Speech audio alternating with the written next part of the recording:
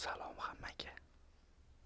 Bugun sizlar bilan biz 5 ta zo'r kitoblar bo'yicha gaplashamiz. Kitoblar mavzusini yaxshi ko'raman o'zi. Mana navbat bilan navbat bilan hammasi navbat bilan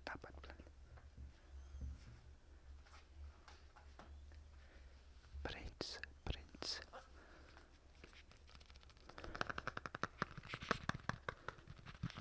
pushti rangda Einstein buyuk fizik olim Einstein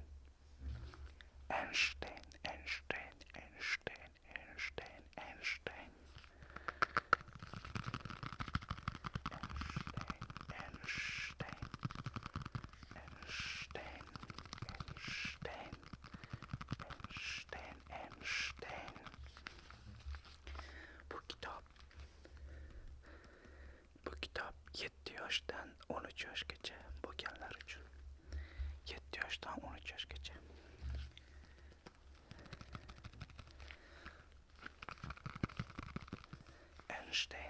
Einsteinning mana bu formulasi nimani anglatishini bilasizmi?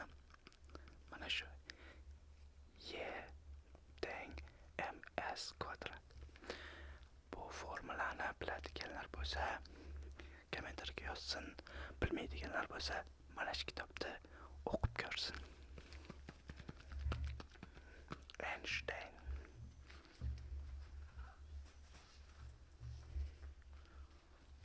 yashil rangda topinglar. Qaysi kitob bu? Topinglar. Yashil rangda kim bo'lishi mumkin? Tadam! Bu musiqa dahosi Mozart.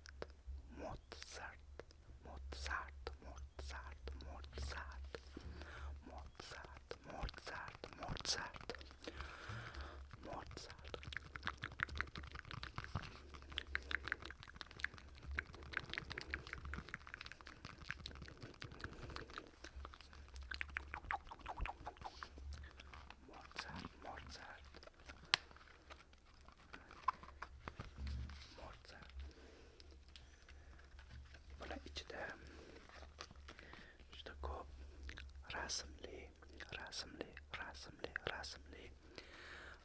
juda ko'p narsalar bor. Buni o'qib chiqsa aniq musiqaga bo'lgan qiziqish ortishi mumkin. Juda zo'r kitob. Rasmlari ko'p, bolalar uchun qiziqarli bo'ladi. Shuning uchun ham bu 7 yoshdan 13 yoshgacha bo'lganlar uchun kitob. Mozart. Men bolaligimdan pianinoga qiziqaman, pianino chalishni yaxshi ko'raman. Bunga sabab bilmadim nimaga, lekin menimcha dasturlashga qiziqaman. Bu klaviaturada yozish degani, bu ham xuddi pianino singari men his qilaman. Qachonki kod yozayotganimda xuddi musiqa yozayotgandek, ijod qilayotgandek klaviatura yozib kod yozaman. Keyingisi safsirang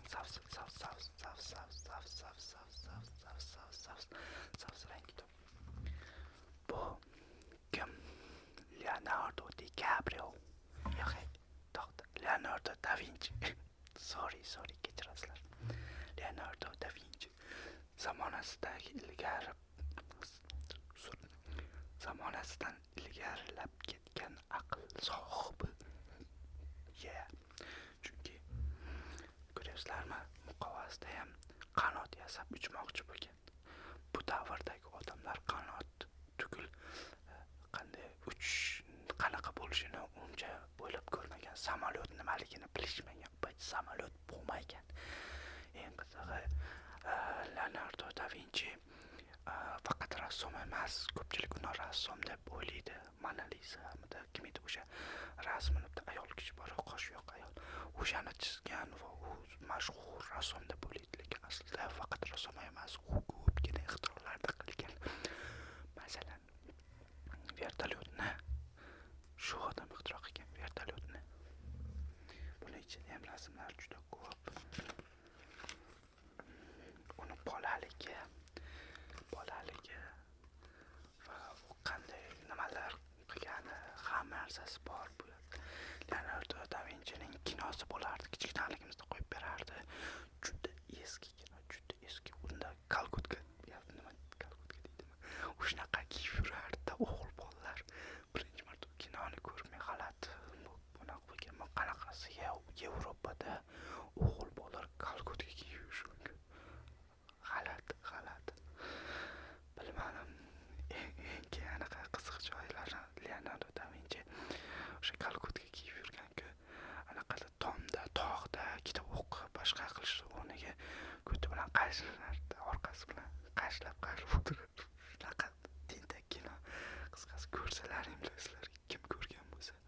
2000-yildan tepa yosh kattalar ko'rgan buni faqat. Qisqasi zo'r kino.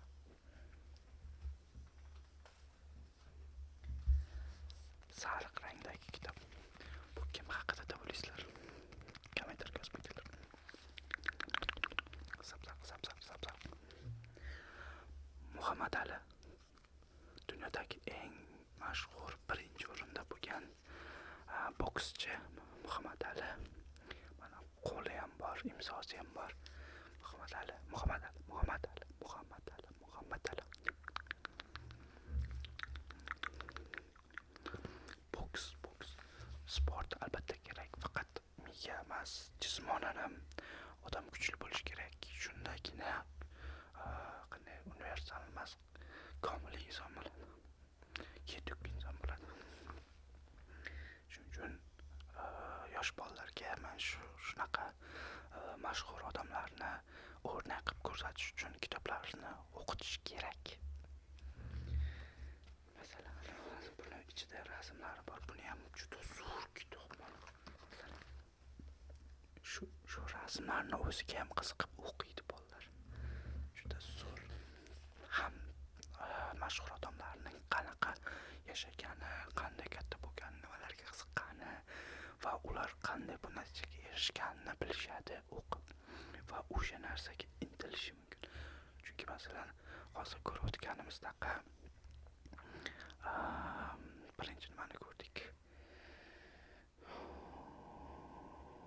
Einsteinga o'xshab fizik olim bo'lishi mumkin masalan.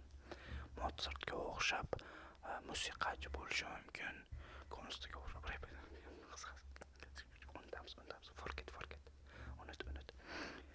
Masalan, Leonardo da Vinciga o'xshagan ixtirochi bo'lishi mumkin, mexanik bo'lishi mumkin shunaqa. Muhammad Aliga o'xshab sportsmen bo'lib, medallar olib kelishi mumkin. Hozir sportchilarga ham anaqa medallar, moshinlar, qisqasi sportchilar yerda qolmayapti, hammasi zo'r. Ko'k rangda, osmon moviy rang.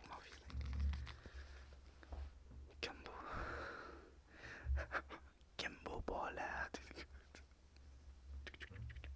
Unut. Bu prikol, shunchaki prikol. Kim bu bola? Kim bu bola? Sochi qora, bir bala achkisi bora. O'sha kim bu bola deb yurganlarni, trend olib yurganlarni qo'lidagi telefonni yaratgan odam kim? Bilasizlarmi? Steve Jobs.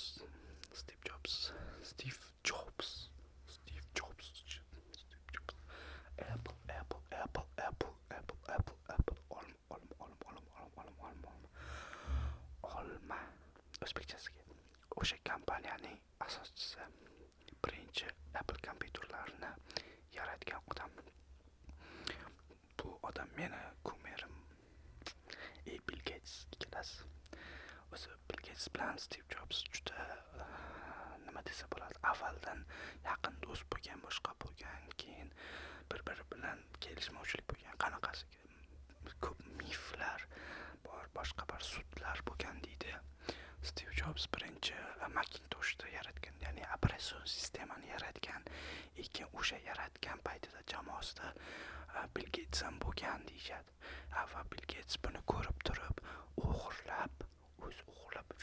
o'zini yaratgan deydi. Keyin shunaqa, lekin men bu narsaga uncha ishonmayman, mantiqqa to'g'ri kelmaydi bu narsa. Chunki Mac OS, ya'ni Macintosh umuman boshqa sistemaga asoslangan, ya'ni tubidan boshqacha. U umuman boshqa qisqa. Windows esa DOS sistemasidan boshlangan, ya'ni uning sistemasi ham umuman boshqacha.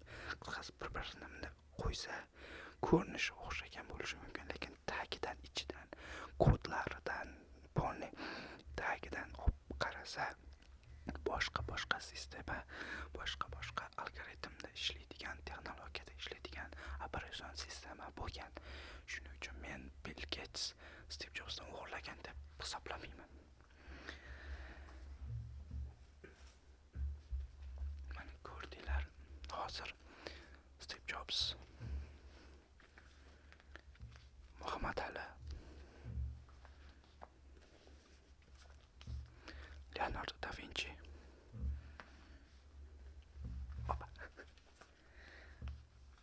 Mozart musiqachi va Einstein fizik. Shu mashhur 5 ta odamlarni qaysi birini siz yaxshi bilasiz u haqida? Masalan, faktlar bo'lishi mumkin-ku, ko'pchilik bilmaydi, lekin siz o'zingiz biladigan faktlar bo'lsa kommentarga yozib ketinglar. Kim bolaligida qaysi biriga, shu 5 qaysi biriga nima deydi, kumir qilib olgansizlar o'zlaringga. Masalan, mana shu odamga o'xshayman men, shunga harakat qilaman deb o'zlaringga kumir qilib olgansizlar, o'shani kommentarga yozib ketinglar. Kimga o'xshagilaring kelgan. Mayli bu 5 tani ichidan bo'lishi shart emas. Masalan, tog'alaringga, ammalaringga o'xshagilaring kelgan bo'lishi mumkin. Bir xillar dadasiga o'xshash kelgan bo'lishi mumkin, boshqa onasiga, qo'shnisiga o'xshash kelgan bo'lishi mumkin. O'shani yozib ketinglar, kimga o'xshagilaring kelgan. Ko'pchilik shunaqa kichkinaligidan baribir hamma o'zligini topgisi keladi, lekin baribir atrof muhitdan oladi. Hamma kimgadir o'xshagisi keladi, bir qism qilib olib, keyin jamlanib bitta o'zini shaxsini yaratadi. Agar unaqa shaxsini o'zi yarata olmagan bo'lsa, lekin bitta odamga qarab qolgan bo'lsa, ya'ni fikrim tushuntira olmayapman, qanday aytsam ekan. Aytmoqchi bo'lganim, odamlarga, ya'ni boshqa odamlarga, mashhur odamlarga zombi kabi anaqa bo'lmasdan, fanat bo'lmasdan, shunchaki ulardagi yaxshi xislatlarni o'zingizga olishga harakat qiling. Zombi bo'lmang. Shunaqa. Bu ASMR video shunchaki kitoblar haqida emas. Bu dunyo qarash va o'zini anglash haqida desak bo'ladi, yana bilmadim. Endi savollar tug'ilishi mumkin, bu kitoblarni siz o'qiysizmi deb. Ya'ni o'zim o'qiymanmi? Shunaqa desam bo'ladi, lekin bu men uchun olingan kitob emas. Men bularni farzandlarim uchun olganman. Kimdir bilmasa, meni 2 ta farzandim bor. O'xshamaydi. Kommentarga yozib ketinglar. Balki uylanganga ham o'xshamasman, yana bilmadim. Ish qilib bu videoni xotinim ko'rmasin. Xo'p. Sizlar bilan shuncha vaqt davomida video chiqarib, xufiyona bo'lsa ham, ya'ni men sizlarni ko'rmasam ham, sizlar bilan yaqin bo'lganimdan xursandman. Hozir 500 ta bo'libmiz kanalda. Sizlarga juda katta rahmat. Bu juda yaxshi natija. YouTube'da 500 ta ham yaxshi. Asta-asta ko'payamiz. Aytgancha, obuna bo'lmasdan videoni ko'rayotgan va tinglayotgan bo'lsangiz, albatta obuna tugmasini bosib qo'ying va qo'ng'iroqchani bosib like, kommentar qilishni unutmang. Bu videolarni davom etishga va sizlar mazza qilib, orom olib uxlashingizga hamda qo'shimcha mana shunaqa kichik ma'lumotlarni olib turishingizga yordam beradi. Albatta biz shunchaki ASMR emas, ilmiy balki narsalarni ham qo'shib ketaman ora-orada. Endi shunaqa format bo'ladi. Shunchaki uxlamaysiz. Kichik shunchaki miyani qotirmaydigan, og'ritmaydigan ma'lumotlar bilan asta ASMR qilib uxlavoramiz. Okay, bye bye.